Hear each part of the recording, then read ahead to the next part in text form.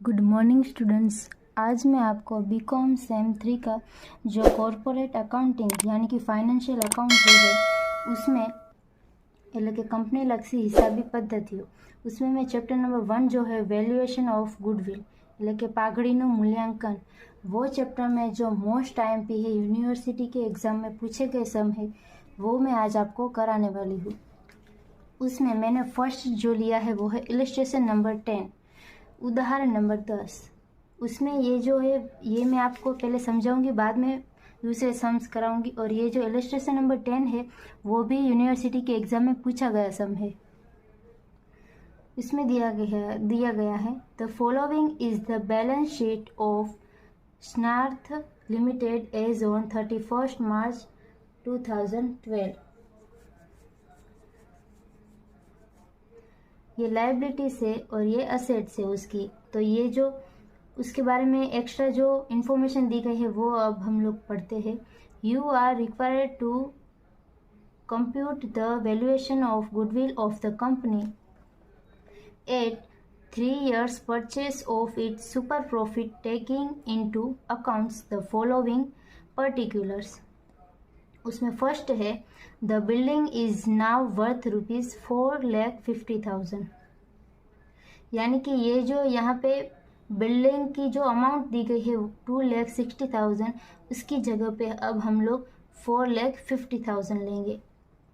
उसके बाद सेकंड है companies doing similar business so a profit earning capacity of 20% on market value of their shares, यानी कि ये जो शेयर्स है इक्विटी शेयर्स, इस पे हमें 20% प्रॉफिट ज़्यादा हो रहा है, मगर इसकी हमें कोई भी ज़रूरत नहीं है ये पर्टिकुलर्स की।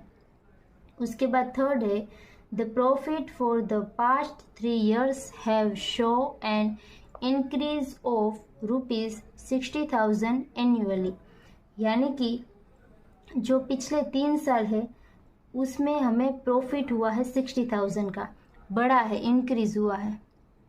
उसके बाद फोर्थ नंबर का है profit for 2011 to 20 show above is before tax assume tax at 50%, यानी कि यहाँ पे हमें 2011 और 12 का जो यहाँ पे दिया गया है टैक्स, ये बिफोर टैक्स है, ये अमाउंट जो दी गई है प्रॉफिट की वो, तो इस यहाँ पे हमें 50% लेना है यहाँ से असेट्स में।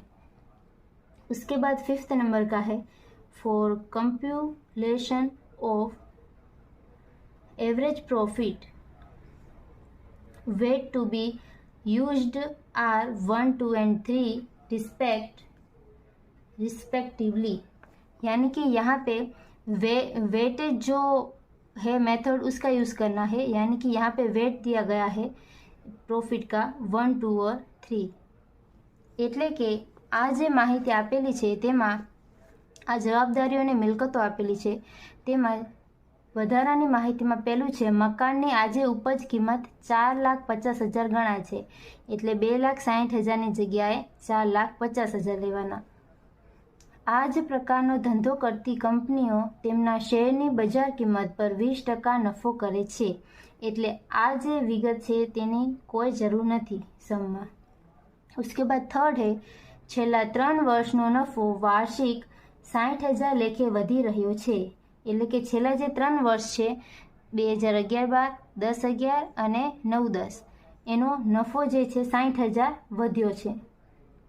उसके बाद 2011-12નો ઉપર જણાવેલો નફો કરવેરા પહેલાનો છે, કરવેરાનો દર 50% ગણો, यानी कि અહીં કરવેરો ગણવાનો છે કેટલો, તો જે આ 11-12નો નફો થયેલો છે એનો 50%। એના પછી સરેરાશ નફાની ગણતરી માટે ભાર અનુક્રમે 1, 2 અને 3 આપવાનો છે, એટલે કે જે સરેરાશ નફાની ગણતરી કરવાનું છે તેમાં નફાને 1, 2 અને 3 ભાર આપવાનો છે। उसके बाद हम ये सम गिनेंगे। उसमें क्या दिया गया, फर्स्ट जो है कैपिटल एम्प्लॉयड, ये हमारा पूरे का पूरा स्टेप है जो 5 हिस्सों में बटा हुआ है, यानी कि पहला स्टेप है हमारा कैपिटल एम्प्लॉयड हमें ढूंढना है, तो हमारी टोटल एसेट्स हम लोग पहले ढूंढ लेंगे। उसमें यहाँ पे हमारी એસેટ છે એટલે કે આ જે આમાં આપેલું છે તેમાં આપણે સૌપ્રથમ પહેલાં રોકાયેલી મૂડી ગોતીશું। એમાં જે મિલકતો આપેલી છે તેમાંથી કઈ મિલકતો લેવાની છે, तो उसमें दिया गया है फर्स्ट बिल्डिंग। तो बिल्डिंग हमारा एसेट से એટલે કે જમીન તે આપણે લઈશું। तो यहाँ पे उसकी अमाउंट जो है 2,60,000 दी गई है। तो यहाँ पे हमें पर्टिकुलर्स में दिया गया है कि बिल्डिंग इज़ नाउ वर्थ ₹4,50,000 એટલે કે આ જે જમીનની કિંમત છે તે 4,50,000 લેવાની કહેલી છે, એટલે આપણે 4,50,000 લેવાનું। उसके बाद यहाँ पे है फर्नीचर। तो फर्नीचर के बारे में यहाँ पे कोई भी पर्टिक्युलर्स नहीं दिया गया है, એટલે કે ફર્નિચર માટે કોઈ જ વધારાની માહિતી નથી આપેલી। तो फर्नीचरनी रकम 20,000 लेशू। उसके बाद स्टॉक एट मार्केट वैल्यू। ये जो स्टॉक एट मार्केट वैल्यू है वो भी हमारा असेट्स होगा, એટલે કે આ જે સ્ટોક આપેલો છે, સ્ટોકની જે બજાર કિંમત આપેલી છે 9 लाख, तो वो भी हम यहाँ पे लेंगे। क्यों? क्योंकि ये जो स्टॉक है वो हमारा असेट्स है। उसके बाद 5% गवर्नमेंट सिक्योरिटीज़। ये जो 5% गवर्नमेंट सिक्योरिटीज़ है એટલે કે 5% સરકારી જામીનગીરી, એ આપણી બિન ધંધાકીય રોકાણો છે તે, यानी कि ये हमारा नॉन ट्रेडिंग इन्वेस्टमेंट है, इसीलिए ये हम लोग यहाँ पे नहीं लेंगे। उसके बाद है डेप्टर्स એટલે કે देवादारों। ये जो यहाँ पे डेप्टर्स है वो यहाँ पे लेस बीडी किया गया है बैड डेप्स। तो ये जो बैड डेप्स माइनस किया हुआ है यही अमाउंट हम लोग लेंगे। 5 लाख नहीं लेंगे मगर 4,60,000 लेंगे। तो ये हमारा यहाँ पे आ गया बैड डेप्टर्स 4,60,000। उसके बाद है बिल्स रिसीवेबल, वो भी हमारा असेट्स है, वो भी हम लोग लिख देंगे, वो है 20,000। उसके बाद कैश एंड बैंक है, वो हमारा 70,000 है, वो हमने लिख दिया 70,000। क्यों? क्योंकि ये कैश बैंक बैलेंस ये हमारा असेट्स है, એટલે કે જે રોકડ બેંક છે તે આપણી મિલકત છે। उसके बाद प्राइमरी एक्सपेंसिस એટલે કે प्राथमिक खर्चाओ। ये जो प्राइमरी एक्सपेंसिस है वो हमारा असेट्स नहीं होगा। कौन से साल में? साल 2012 के। तो यहाँ पे वो हम लोग नहीं लेंगे।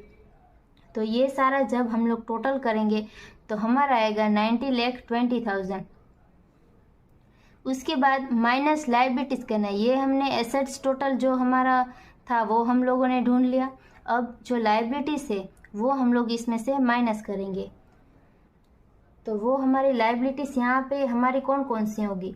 तो ये जो फर्स्ट प्रेफरेंस शेयर है वो हमारी लाइबिलिटीज़ है, यानी कि ये इसके जो पैसे हैं वो हमें पब्लिक को वापस करने हैं। तो ये है 2 लाख, तो यहाँ पे माइनस होगा 2 लाख। मगर ये जो है हम जब नेट एसेट्स निकालेंगे उसके बाद माइनस करेंगे, या उसके बाद माइनस किया गया, या तो फिर इसमें भी हम लोग माइनस कर सकते हैं। उसके बाद जनरल, ये जो इक्विटी शेयर वो नहीं आएगा।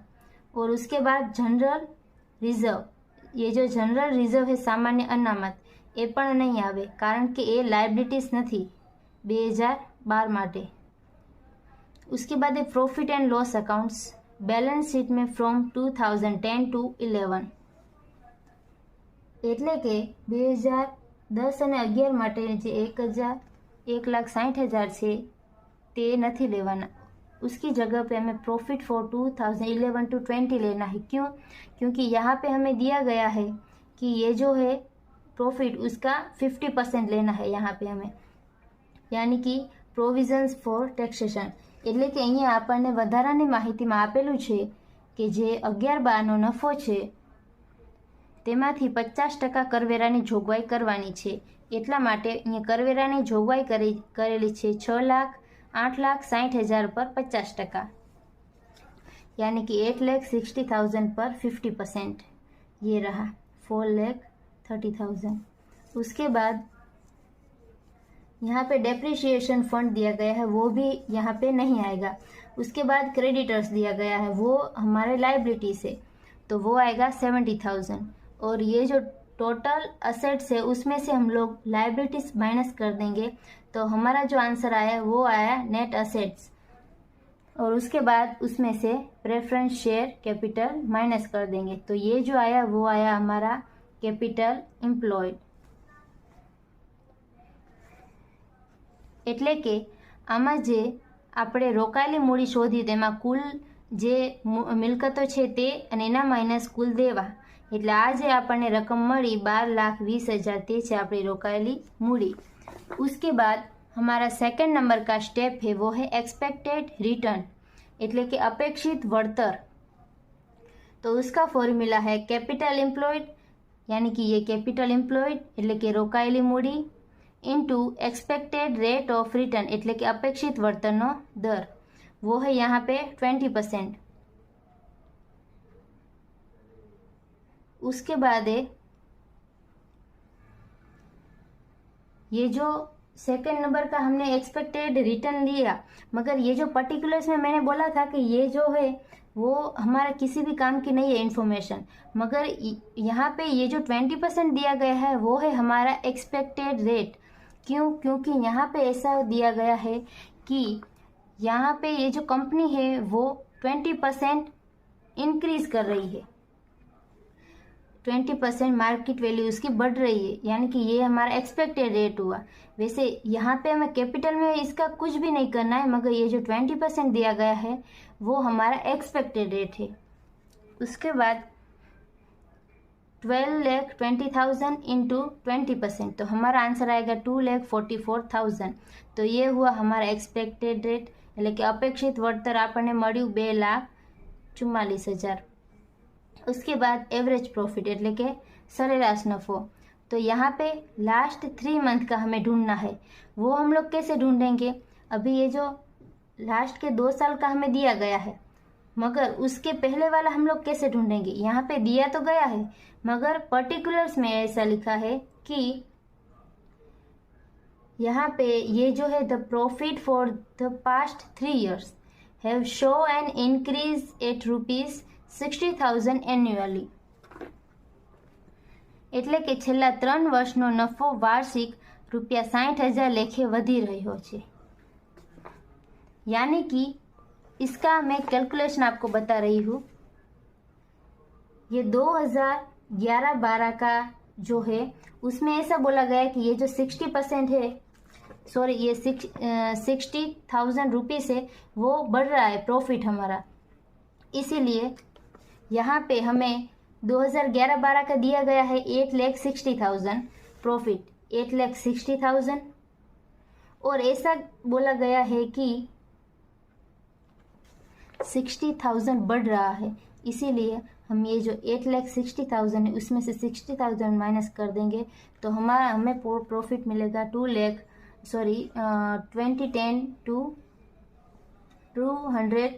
to 11 का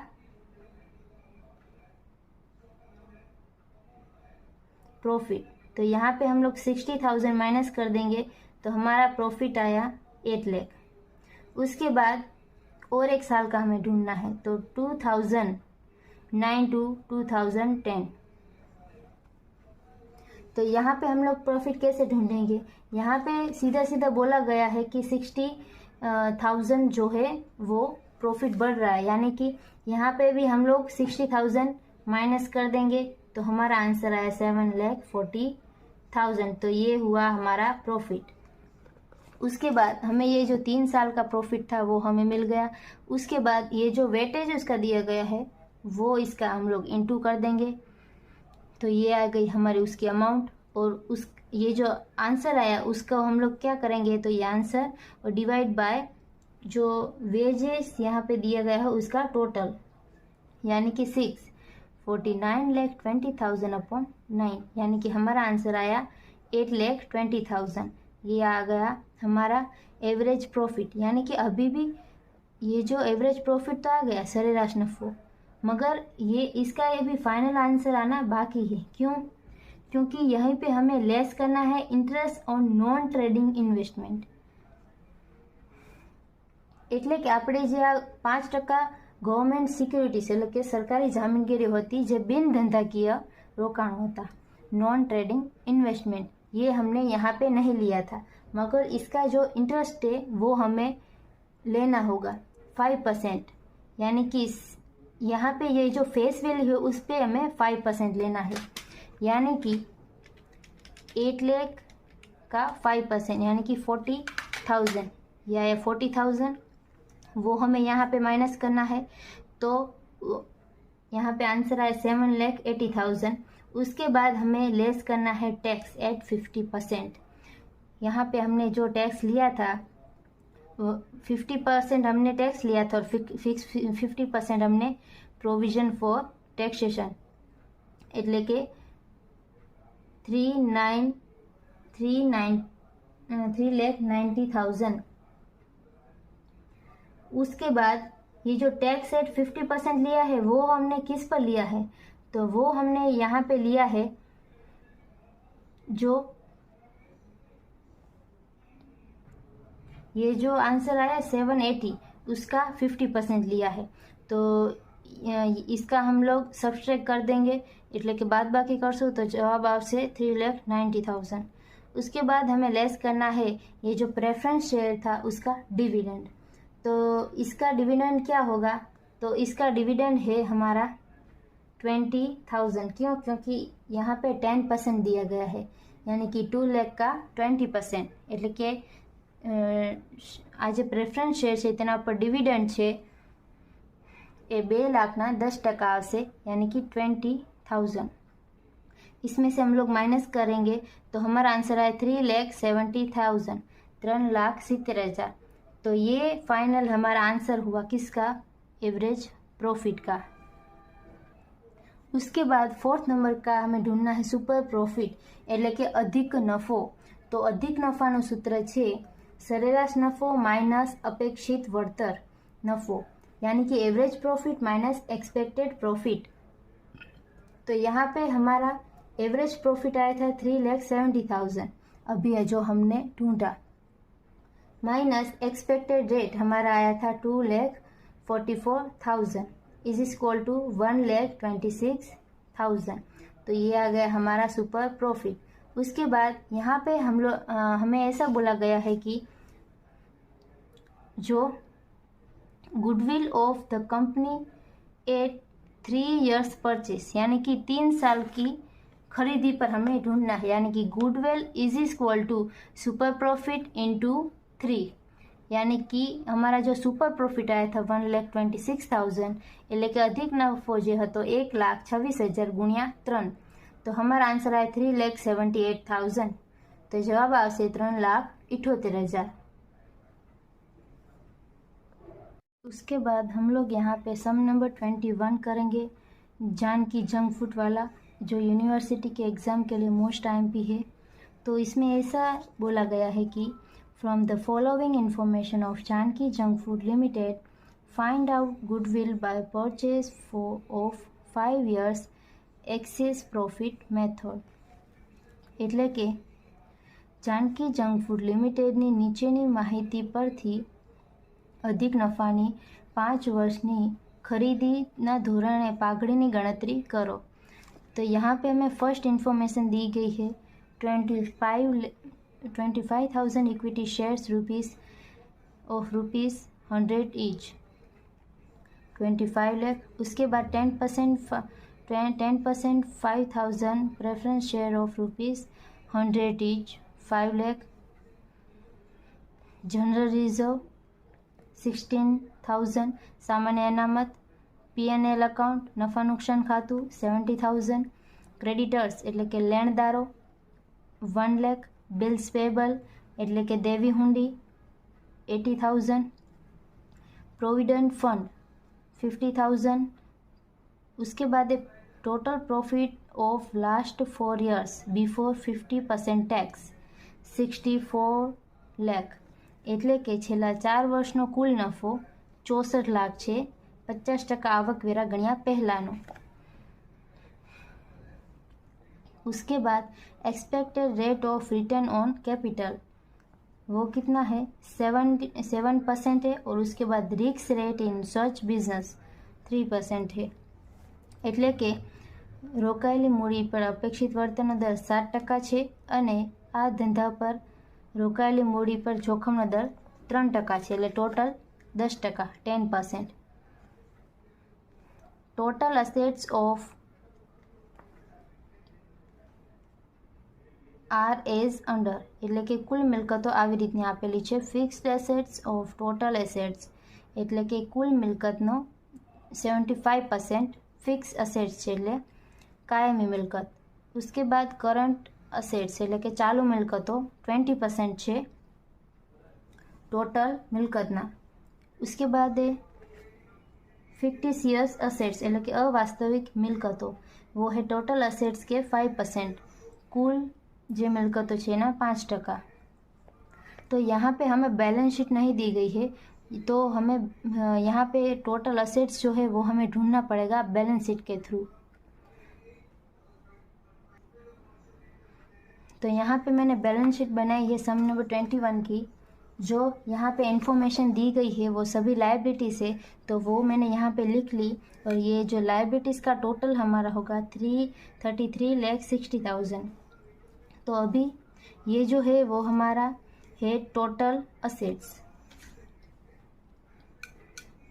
तो यहाँ पे हमें फिक्स असेट ढूंढने के लिए ये जो टोटल असेट्स है इंटू 75%, तो हमारा ये जो फिक्स असेट्स है कायमी मिलकतों वो आया 25,20,000.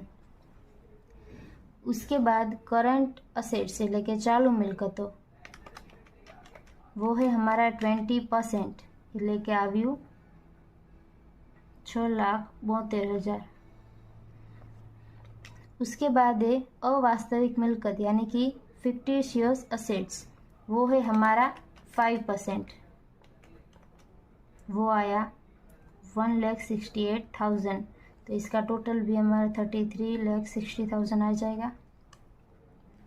उसके बाद हमें यहाँ पे गुडविल ढूंढने के लिए स्टेप्स अपनाने पड़ेंगे. उसमें स्टेप नंबर फर्स्ट है रोकाયેલી मूड़ी,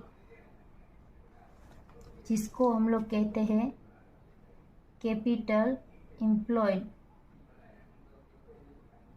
उसमें टोटल असेट्स ढूंढना है.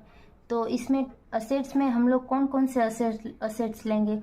एक फिक्स असेट्स कायमी मिलकतों, उसके बाद चालू मिलकतों यानी कि करंट असेट्स. ये जो अवास्तविक मिलकतों है वो हम लोग नहीं लेंगे. क्यों? क्योंकि ये हमारी नॉन ट्रेडिंग इनकम है, सॉरी असेट्स है.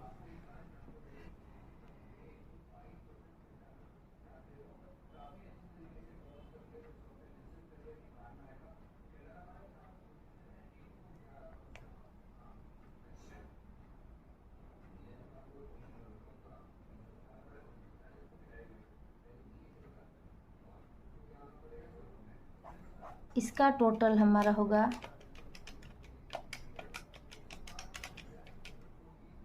31,92,000. उसके बाद हम लोग यहाँ पे माइनस करेंगे लायबिलिटीज़ એટલે કે દેવાઓ. उसमें हम लोग कौन कौन से लेंगे? एक प्रेफरेंस शेयर ये रहा. उसके बाद ये जनरल रिजर्व हमारा नहीं आएगा, ये क्रेडिटर्स आएगा, लेनदारों, बिल्स पेएबल, देवी हुंडी. उसके बाद प्रोविडेंट फंड, ये जो पीएनएल अकाउंट है वो हमारा यहाँ पे नहीं आएगा, यानी कि माइनस प्रेफरेंस शेयर,